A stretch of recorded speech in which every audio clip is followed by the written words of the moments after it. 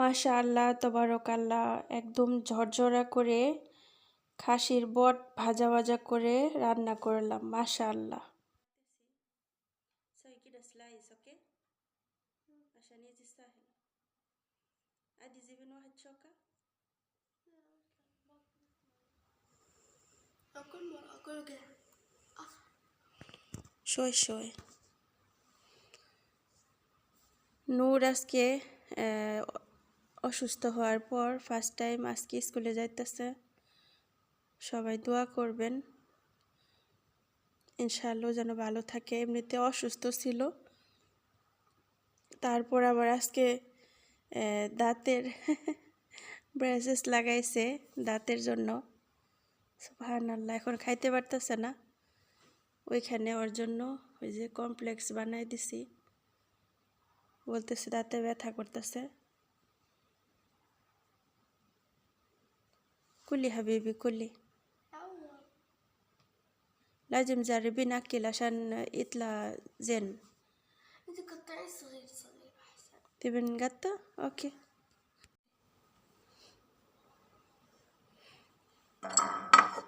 এই যে নূরের জন্য কলারটা কাটতেছি. سوي كده سلايس اوكي عشان يجي سهل.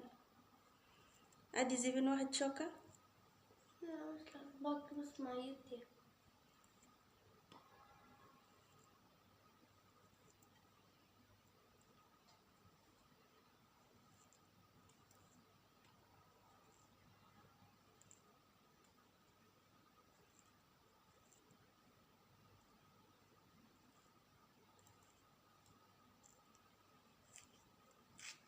اليوم فاست داي فهمتي، عشان كده أور كل يوم خلاص أكلين يطلع ناسب كله كده. كله انتكم لازم تسوين هذا. أنا ما يفهم ليش تمتم سويت تمتم أسنانها مرتب صح؟ ايوه. ليش سويت هي؟ ليه أكتر حلو.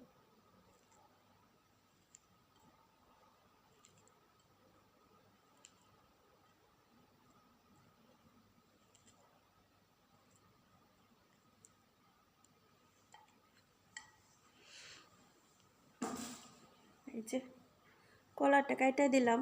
উই খাইতে পারতেছে না.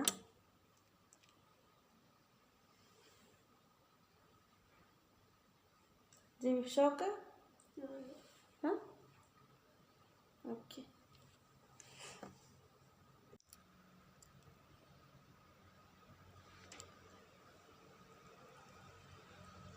شوفي هنا هقش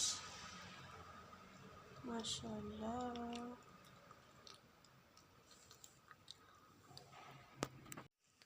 আসসালামু আলাইকুম. হ্যালো এভরিওয়ান, প্রিয় আপুরা ভাইয়ারা, আপনারা কেমন আছেন? আশা করছি অনেক ভালো. সবাইকে শুভ সকাল. তো সকালবেলা ঘুম থেকে উঠে বাচ্চাদের স্কুলে পাঠালাম. এখন বাজে 7টা, 7:30 মতো বাজে. আজকে বাসগুলো তাড়াতাড়ি আসছে আলহামদুলিল্লাহ. এদিকে দেখলেন নূর কান্না করতেছিল যে ওর দাঁতে ব্রেসেস লাগাইছে, ওইটা ব্যথা করতেছিল অনেক. এমনিতে নূর অনেকটা সুস্থ হয়েছে. অনেক আপুরা কমেন্ট করছেন যে নূর কেমন আছে, নূরের শরীর এখন কেমন. আলহামদুলিল্লাহ এখন অনেক ভালো আছে, জ্বর নাই কিছু না. এখন শুধু আছে কাশিটা হালকা একটু. তো ভাইরাস তো ইনশাল্লাহ ঠিক হয়ে যাব. আর হানাল্লাহ এই আর কি, সকালবেলাটা আপনাদের সাথে একটু শেয়ার করলাম.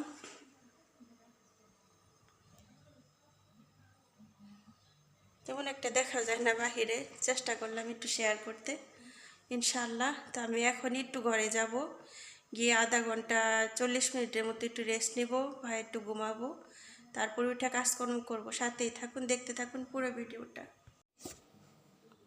এইদিকে দেখেন সকালবেলা ঘুম থেকে উঠা উপরে নিচে হাঁটাহাঁটি করতে করতে খিদে লেগে গেছে. তো এটা হচ্ছে আমার সকালের নাস্তা. এটাই খাওয়া হবে। তারপর আবার ঘুম থেকে উঠে একটু কফি খাবো, ব্যাস শেষ। তো ভাবতেছি একটু কমপ্লেক্স খাই, যেহেতু একটু খিদা লাগছে।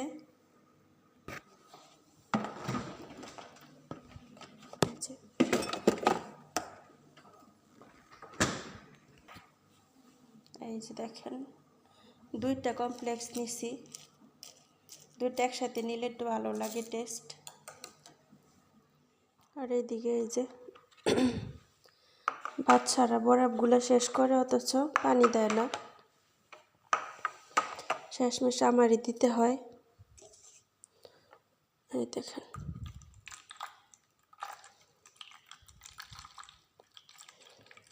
আমাদের বাসার বাচ্চাগুলো এত আইলসা আলিসা, যা বলার বাহিরে।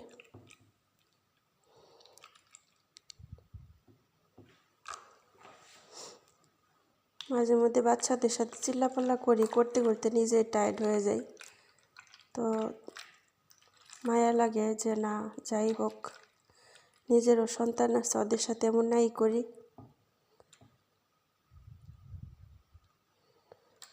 সুবহানাল্লাহ।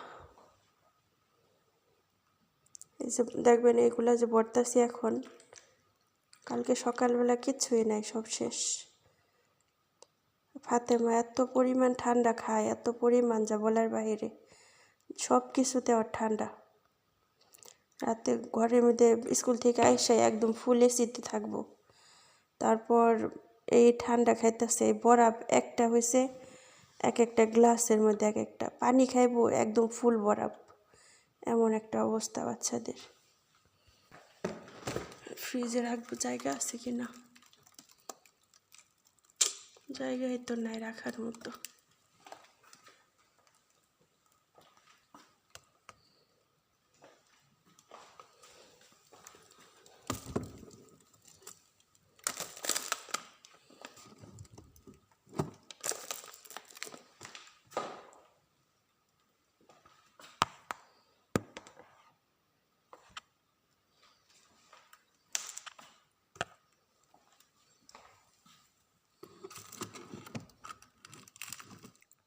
এইদিকে চলে আসলাম দুপুরে রান্নায়। দুপুরে রান্নার জন্য ওনাদের জন্য আজকে রান্না করি নাই, কালকের কিছু পাস্তা ছিল, এগুলাই ওদেরকে দিছি। আর স্যার চলে গেছে হয়েছে ওনার মার বাসায়।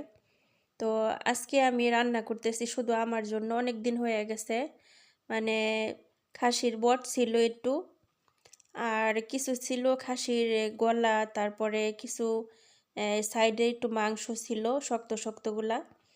তো কি জন্যে জানে হঠাৎ করে স্যার এগুলা নিয়ে আসছে, জানি না কি মনে করে এগুলি আনে না। তো আমার কাছে না, মানে এই মাংসগুলা ভাল লাগে। তো একটু শক্ত শক্ত লাগলেও মানে বটের মতো লাগে, ভাল লাগে। তো দেখেন, সবগুলো আমি একদম ছোট ছোট করে কাইটা কয়েকবার আমি এগুলা সুন্দর করে গরম পানি দিয়ে পরিষ্কার করছি, হলুদের পানি দিয়ে পরিষ্কার করছি। করার পর তারপর রান্না করতেছি। দেখেন, একদম আদা রসুন তারপর যা যা মশলা দিছি, সব মশলাগুলো ছিল ফ্রেশ। ফ্রেশ থাকাতে দেখেন এত সুন্দর একটা স্মেল আসতেছে, আমি কাউকে বলে বোঝাতে পারবো না। আর আমি একটু টেস্ট করলাম, এত মজা হয়েছে। মানে সব ধরনের মশলা দিয়ে, মশলাটা আমি কিছুক্ষণ একদম হালকা একটু পানি দিয়ে মিক্স করে রেখেছিলাম। একদম যেমন দেখা গেছে যে আমি হয়তো হপায় পাটার মধ্যে বেটে তারপর রাখলাম, এরকম একটা ইয়া হয়েছে। তো দেখেন, আমি একদম কালো কালো করে ভুনা করতেছিলাম, আর খুব লাগতেছিল যে আলহামদুলিল্লাহ। একটা সব কিছু যেমন তেমন ছিল, কি একটা জিনিসই কম ছিল, সেটা হচ্ছে মরিচের গুঁড়া। অনেকগুলা মরিচের গুঁড়া দিছি, দেওয়ার পরেও না কেমন যেন একটা এই ঝালটা কম হয়েছে। তো যাই হোক, তারপর আলহামদুলিল্লাহ, মানে টেস্ট হয়েছে আমার কাছে, এটাই ভাল লাগতেছে যে আলহামদুলিল্লাহ। তো আমি আমার জন্য রান্না করলাম। এটা আমি কিন্তু একদিনে খাবো না, আমি একটু অর্ধেকটা খাবো, অর্ধেকটা রেখে দিব নর্মালে, আর অর্ধেকটা আমি বক্সে ভরে ডিপে রেখে দিব। ইনশাল্লাহ 2-4 দিন পরে আবার বের করে খাবো। তো একদিনে খাইলে কি হয়, এই যেমন আছে ওজন বেড়ে যায়। তারপর মাংসটা আমি একটু কম খাওয়ার চেষ্টা করি। আর একটা জিনিস কি, আমার কাছে যদি কোনো তরকারি ভাল লাগে, আমি দিনে দেখা গেছে 2-3 বার ভাত খাই। আর এটা যদি আমি নর্মালি রাইখা দিই, একটু পর পর আমার খেতে ইচ্ছে করবে, তার জন্য অর্ধেকটা ডিপে রেখে দিব, আর বাকি অর্ধেকটা কম অর্ধেকটা নর্মালে রাখবো একটু একটু খাওয়ার জন্যে। আলহামদুলিল্লাহি রব্বিল আলামিন। তো মাই ফ্যামিলি ফ্রেন্ডস, আজকের ব্লগটা কেমন লাগলো অবশ্যই কমেন্টে জানাবেন ইনশাআল্লাহ। আর আমার রান্নার ইয়াটা কেমন লাগলো অবশ্যই, আশা করছি সবার কাছে ভালো। অল্প একটু আপনাদের সাথে শেয়ার করলাম। আর এখানে মাগরিবের পর পর দেখেন নূর স্কুল থেকে আইসাই দুপুরে খাওয়া দাওয়া করে আইসা ঘরে শুয়ে পড়ছে আমার ঘরে। এখন এই যে রাত হয়ে গেছে, তারপরেও ঘুম থেকে উঠতেছে না। আমি ভাবতেছি যে যাক, ও যেহেতু ঘুমাইতেছে আমি আর ওই ডাকবো না। আর এদিকে স্কুল ব্যাগ জুতা এগুলি সব আমার কাজ করতে করতে সন্ধ্যার পর হয়ে গেছে। রান্নাঘর দুইটা ক্লিন করা, একদম ধোয়া পাকলা করা, সব কিছু করতে যায় কি হয়, সময় হয় না। তো আজকের ব্লগটা এখানে শেষ করবো। সবাই ভালো থাকবেন, সুস্থ থাকবেন। আল্লাহ হাফিজ, আসসালামু আলাইকুম।